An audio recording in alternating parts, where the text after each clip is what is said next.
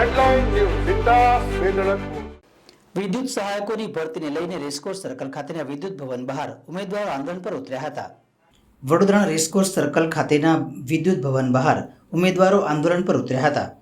MGVCLમાં 2500 ઉમેદવારો પરીક્ષા આપી હતી. પરીક્ષામાં 1300 ઉમેદવાર ઉત્તીર્ણ થયા હતા, જેમાંથી છેલ્લે 2024માં 378 નોકરી પર લેવાયા હતા. અન્યને કોન્ટ્રાક્ટ પર ભરતી કરી લેવાતા વિવાદ થયો હતો. આ આંદોલનમાં દાહોદ, પંચમહાલ, છોટાઉદેપુર, આણંદ, વ્યારા સહિતના ઉમેદવારો જોડાયા છે.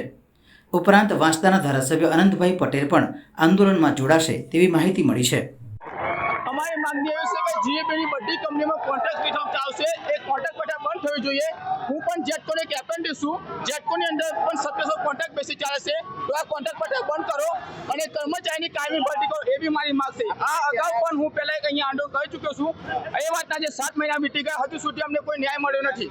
તો અમે આજે ન્યાયની અપેક્ષા સાથે અહીંયા આંદોલનમાં ઉતરેલા છીએ. હું 7 મહિના પહેલા જેટકોનું આંદોલન અહીંયા કરી ચૂક્યો છું અને આજે જીબી તમામ કંપની ભેગી થઈને આંદોલન ઉતરી છે. બરાબર, તો દરેક કર્મચારીને ન્યાય આપો અને કોન્ટ્રાક્ટ બધા બંધ કરાવો, એવી અમારી માંગ છે.